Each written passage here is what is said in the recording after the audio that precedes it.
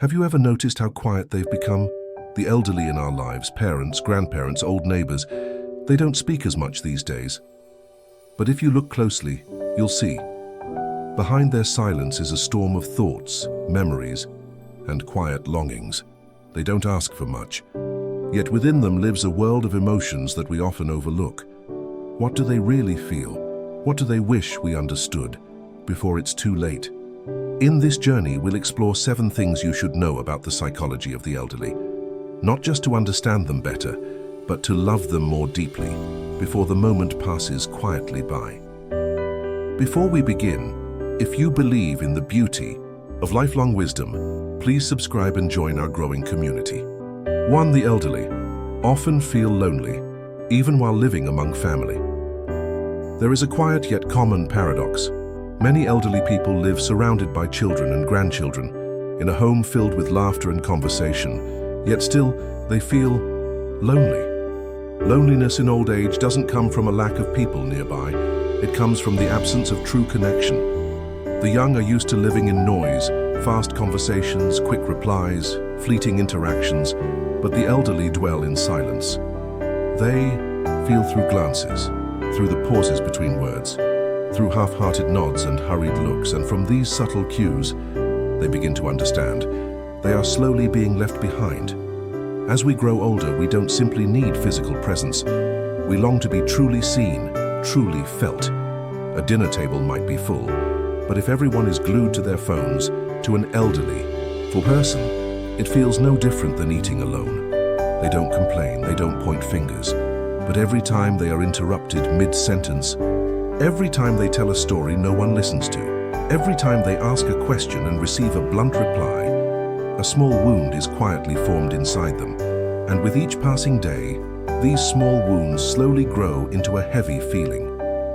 I am no longer needed. I don't matter anymore. They don't need grand gestures or formal care.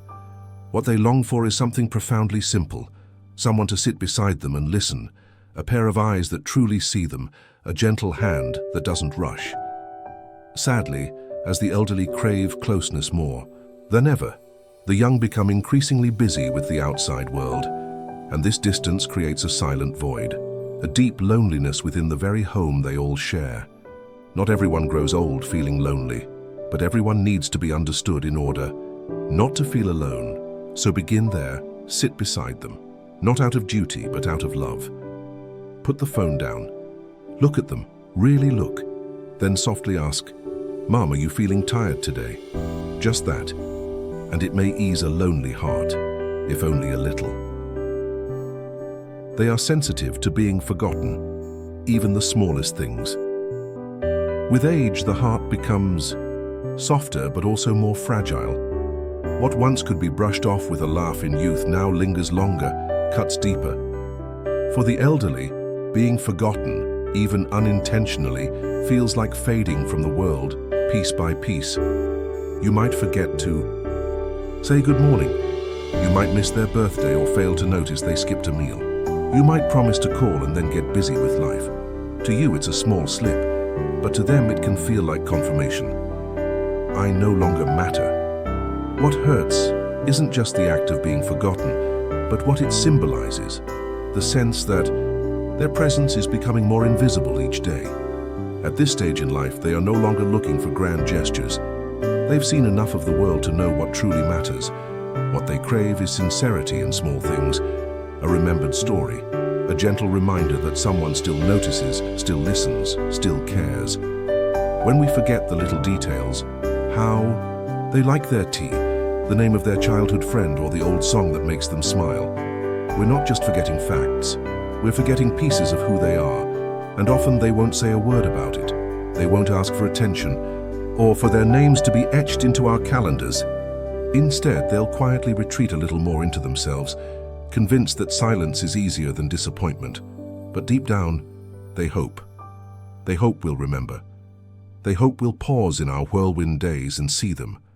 Truly see them. They hope we'll speak their name not out of duty but affection, because every time we remember even the tiniest thing, we're saying to them without words, "You still matter to me." And for an aging heart, that may be the most healing thing of all. They often revisit the past, not out of regret, but to find steadiness. There's a reason the elderly often speak of the old days, not because they reject the present, but because the past feels like home. As the years pass, life begins to speed up in strange ways. Technology changes faster than they can follow. Conversations become shorter. Values shift. The world they once knew begins to disappear little by little. In such a world, the past becomes their anchor. They revisit old stories, familiar names, quiet memories, because in them, everything still makes sense. They remember the village road. They once walked barefoot as children, the warmth of a mother's hand, the way their loved one smiled across the dinner table decades ago. To the young, it may sound repetitive. Why does Grandpa keep telling that story? Why does Grandma always mention that trip from the 70s? But to them, that memory is not just a story. It's a thread of identity, proof that they lived, that they loved, that their life had meaning. Revisiting the past is not a symptom of regret. It's a quiet search for steadiness. In a world that keeps changing, the past offers a place where they still feel whole. And when someone sits beside them and truly listens, not out of politeness, but with presence, it becomes more than memory. It becomes connection, a bridge between generations. So next time they share an old story, try not to interrupt. Let them take their time. Because in that moment, they are not just remembering, they are grounding themselves gently in who they still are. If you enjoyed today's video, leave a comment with the number 1 below to let us know you're walking this journey with Wisdom Flow. And if you have suggestions or hopes for better content in the future, please comment with the number 2 along with your thoughts. We deeply appreciate every sincere piece of feedback. Every comment, like, and share from you is a precious source of motivation for us to keep telling simple yet deeply meaningful stories about life. Fear of becoming a burden, the silent worry no one talks about. They won't say it out loud, but deep inside many elderly hearts, there lives a quiet, persistent worry. Am I becoming a burden? Here it starts subtly. They notice you sigh when they ask for help. They see the glance at the clock when their story takes too long. They hear the hesitation in your voice when you say, "Yes, of course I'll take you." They store these moments quietly, and over time they begin to shrink themselves. They stop asking for things they need. They downplay their pain. They smile and say, "I'm fine," when they're not, because they'd rather suffer in silence than inconvenience the ones they love. This fear doesn't come from weakness, it comes from love. They see how busy your life is. They don't want to be the reason you're tired or stressed or late for work. So they tell themselves, if I just need less, maybe they'll be happier. But what they don't realize is that love was never meant to be measured in convenience. Caring for someone should never feel like a chore. It should be a circle. They carried you when you were small without question. Now, they hope, quietly, that you'll carry them not out of duty but tenderness. Their deepest wish is not to be helped. It is to still feel dignity, to be cared for without being pitied, to be seen as whole even when their bodies are no longer strong. And it is here that your presence matters most. Not in grand acts, but in the simple moments, looking into their eyes.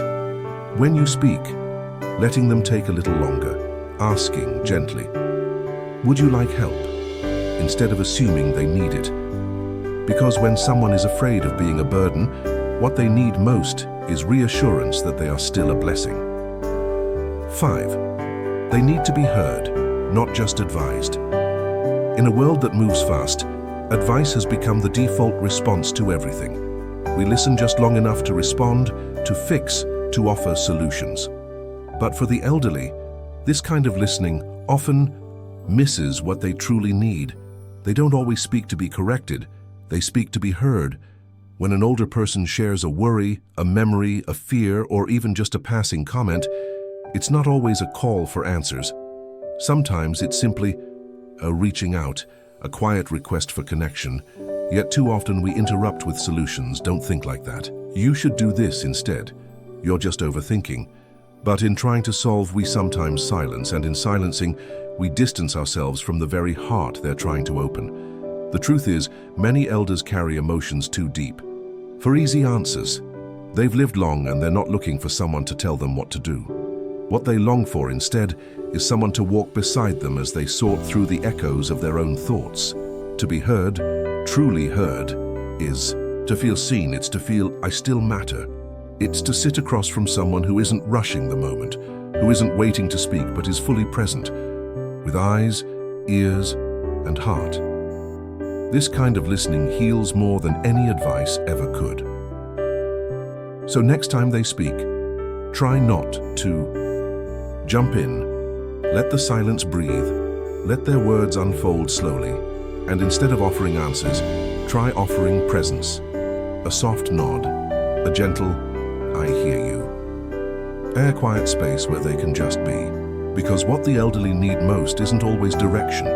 It's companionship, not correction, but compassion. Their emotions become more fragile. Even a look can linger for days. As the body ages, so does the heart, but not always in the way we imagine. If youth brings resilience, then old age brings sensitivity. And this sensitivity is not weakness. It's a quiet wisdom that feels life more deeply, more subtly, more delicately. In their later years, the elderly begin to sense the world through different eyes. They notice things others overlook, a change in tone, a pause too long, a glance too cold. And while these moments may pass unnoticed by the young for an aging heart, they stay. One careless word can echo in their mind for days. One impatient sigh can plant the seed of doubt. Even a brief look, one, not meant to harm, can feel like a door quietly closing. This is not because they are overly emotional. It is because they live in a quieter place now, a place where feelings are no longer rushed aside, but sit still long enough to be fully felt. As their outer world narrows, their inner world expands. Memories return with greater clarity. Silences speak louder, and love, once felt, stays longer. This emotional fragility doesn't ask for pity. It asks for gentleness, a kind word, a soft hand on the shoulder, a smile that says, "You still belong here." And it asks for awareness, that we move a little slower, speak a little softer, and choose our words with care.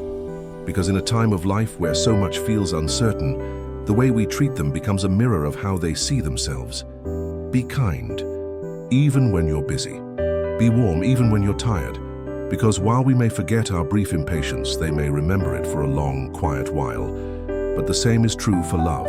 A single word of kindness, a look of genuine affection, a moment, our full attention. These things don't just lift their day, they stay. What they long for most isn't comfort, but to feel they still matter. In the later years of life, when the body weakens and the world grows quieter, there's a truth that the elderly often carry with them in the depths of their hearts. They want to feel that they still matter. It's easy to assume that at an older age, all one desires is comfort. Soft pillows, warm blankets, simple routines. But what truly weighs most heavily on their hearts is not just the absence of pain, but the feeling of being seen, of being valued. The elderly have given so much throughout their lives: love, wisdom, effort, care. And now they seek reassurance that these things were not in vain. They long to know that they still have a purpose, that they still contribute in some meaningful way, no matter how small. Sometimes this manifests in quiet ways. They might ask, "Do you need any help around the house?" or "How's your work going?" They might try to offer advice even when it's not asked for, because offering something, anything, reminds them that they still have something to give. It's not about being indispensable. It's about feeling relevant, feeling that they are still part of the world, still part of the family, still part of something larger than themselves. The greatest gift we can give to the elderly is not just our physical, but our emotional presence. We remind them that they matter by asking for their opinions, by including them in our conversations, by cherishing the wisdom they offer, no matter how small or seemingly insignificant it might appear. Because in the end, it's the simple moments of acknowledgement that truly fill their hearts. We don't need to solve their problems or provide grand gestures. We need to let them know through both words and actions that they are important, that their experiences, Their stories and their lives still matter, so take a moment each day to show them that they are not forgotten.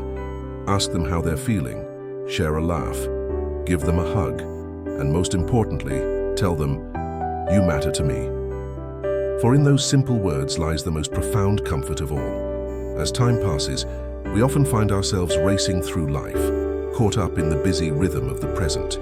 But in the quiet corners of our world, there are those who have seen the seasons change many times over. Our elderly loved ones carry within them not just memories, but a quiet wisdom, shaped by the years they've lived. Yet, as they grow older, the world they know often becomes harder to navigate. The very things that once made them strong, quick wit, sharp reflexes, clear memory, begin to fade. In this shift, they face challenges that are often unseen. They may not say it, but they need our presence, our patience, and our understanding, more than ever before. In this exploration, we've taken a journey into the delicate psyche of the elderly. We've learned that it's not just the loss of physical abilities they mourn, but the quieter, more subtle losses. The fear of being forgotten, the longing for connection, and the need to still feel that they matter in a world that's constantly changing. Now let us look back, reflect, and understand how we can offer the most meaningful gift, our genuine presence. As we come to the end of this reflection on the psychology of our elderly loved ones, let's remember that what they need most isn't a perfect solution nor endless material comfort, but something simpler and far more profound: to be heard, to be seen, and to feel that they still matter. These aren't just abstract needs, they are the very foundation of human dignity. It's easy to forget in the busyness of our own lives how much we take for granted, but by showing up, by listening, by acknowledging their fears and joys, we offer them the greatest gift we can. The coming days, let's not wait for a special occasion to reach out. Take a moment to sit with them, to hear their stories, to truly listen. Let them feel that the wisdom they've accumulated is valued, that they are still relevant, and that their presence in our lives remains important. For, in the end, the greatest measure of a life well lived isn't in the achievements we accumulate, but in the love and connection we share with those around us. May we all, in our own small ways, make the world a kinder, more compassionate place for those who have already given so much. This channel is a home for timeless lessons. Subscribe and walk with us on this journey of understanding and reflection.